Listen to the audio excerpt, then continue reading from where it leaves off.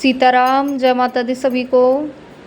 कुछ बच्चों का मेरे पास सवाल आया था कि जो मैंने बताया था कि रक्षा सूत्र के बारे में, कि जो रक्षाबंधन का त्यौहार होता है वो सिर्फ भाई बहन का ही त्यौहार नहीं होता, उसमें आप किसी की भी रक्षा कर सकते हो।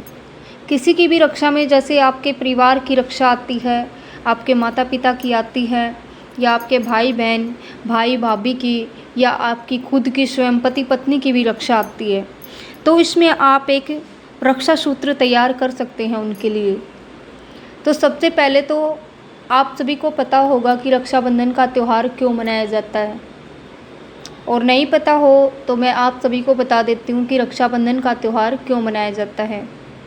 रक्षाबंधन का त्यौहार माँ लक्ष्मी और राजा बलि के कारण मनाया जाता है। एक बार जब भगवान विष्णु ने वामन का अवतार लिया था, तो जो राजा बलि है, जैसा कि मैं आप सबको बता रही थी कि ये त्यौहार रक्षाबंधन का जो है माता लक्ष्मी के कारण मनाया जाता है। एक बार जैसे भगवान विष्णु ने वामन का अवतार जब लिया था, तो राजा जो बलि था उसको बहुत ही यानी कि देने वाला माना जाता था, कि वो किसी को किसी चीज़ के लिए भी कभी मना नहीं करता था। तो इसीलिए भगवान विष्णु ने तब उसकी परीक्षा लेनी चाहिए थी। तो उन्होंने भगवान विष्णु ने राजा बलि से सिर्फ 3 पग भूमि मांगी थी। तो 3 पग में जो है भगवान विष्णु ने 1 पग में तो सारी धरती नाप ली, और दूसरे पल में जैसे दूसरा पल होता है, दूसरे ही पग में उन्होंने पूरा आसमान यानी कि ग्रह नक्षत्र जो भी हैं वो सब कुछ नाप लिया। तब भगवान विष्णु ने कहा कि तीसरा पग मैं कहाँ रखूं। तो तब राजा बलि ने, क्योंकि वो दानियों का राजा था, इसीलिए उनको राजा बलि बोला जाता था, क्योंकि वो दानियों का राजा था। तो उन्होंने कहा कि भगवान या ब्राह्मण जी, आप जो है ये तीसरा पग मेरे ऊपर रख दीजिए। तो उन्होंने भगवान विष्णु ने तीसरा पग उनके ऊपर रख दिया था। तो जैसे ही उनके ऊपर पग रखा तो वो पाताल लोक में समा गए थे। तो तब भगवान विष्णु ने राजा बलि से खुश होकर उनको कुछ मांगने के लिए बोला। तो उन्होंने कहा कि आज से 4 महीने के लिए मैं पाताल लोक में ही निवास करूंगा, यानी कि भगवान विष्णु ने ऐसा राजा बलि से कहा। तो जैसे ही भगवान विष्णु साल में 4 महीने के लिए पाताल लोक में निवास करने लगे, तो वैकुंठ में जो माता लक्ष्मी थी वो बहुत ही अकेली पड़ गई थी उस टाइम पे। तो माता लक्ष्मी से ऐसी व्यवस्था बिल्कुल सहन नहीं हुई।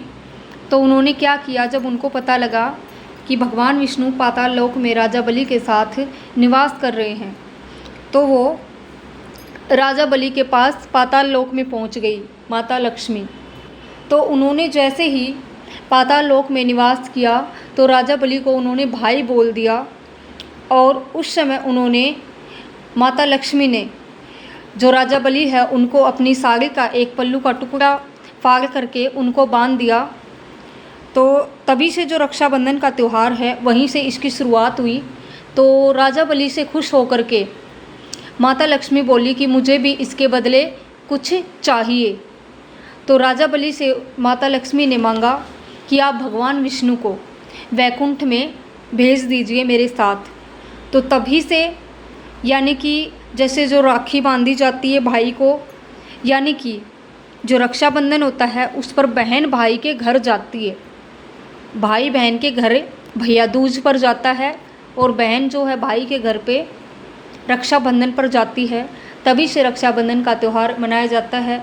तो ऐसे ही राजा बलि ने भगवान विष्णु को माता लक्ष्मी के साथ वैकुंठ में भेज दिया। तो आप सभी को पता चल गया होगा कि रक्षाबंधन क्यों मनाया जाता है। अब शुरू करते हैं जो हमारा मुख्य टॉपिक है, यानी कि रक्षा सूत्र के बारे में।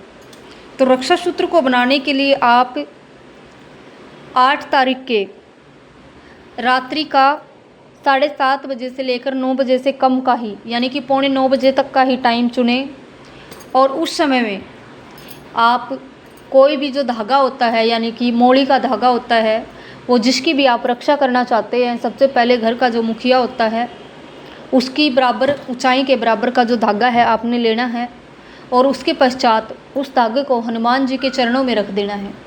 और जैसे ही आपका कोई भी सिद्ध मंत्र हो, कोई भी आपकी स्तुति पाठ चालीसा कुछ भी हो जो आपने सिद्ध कर रखा हो, तो उसका आपने जाप करना है यथा संख्या, या फिर 108। अगर जैसे किसी मंत्र की या कोई भी स्तुति है, उसकी जैसे समय सीमा 7 या 9 मिनट है, तो उसको आपने 5 या 11 जाप करना है, 11 बार, 5 या 11 बार। और सुंदरकांड का पाठ है तो एक बार ही आप उसको कर सकते हैं या 3 बार कर सकते हैं।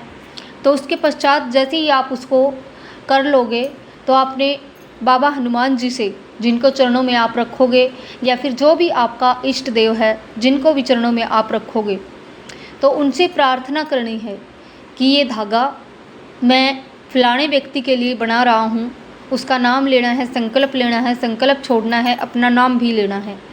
संकल्प के लिए आप सभी को वीडियो मिल ही गई होगी कि संकल्प कैसे लेते हैं। तो उसके पश्चात फिर वो धागा, जैसे ही ब्रह्म मुहूर्त होता है या फिर एक भद्राकाल होता है, तो भद्राकाल का समय यानी कि रात को 8 बजे से लेकर, यानी कि 9 तारीख को 8 बजे रहेगा, और उसके पश्चात सुबह में 11:30 और 12:30 बजे के बीच में भी भद्राकाल रहेगा और 1:30 बजे तक रहेगा। तो आपने इस समय पे राखी नहीं बांधनी है और ना ही कोई रक्षा सूत्र बांधना है, ठीक है।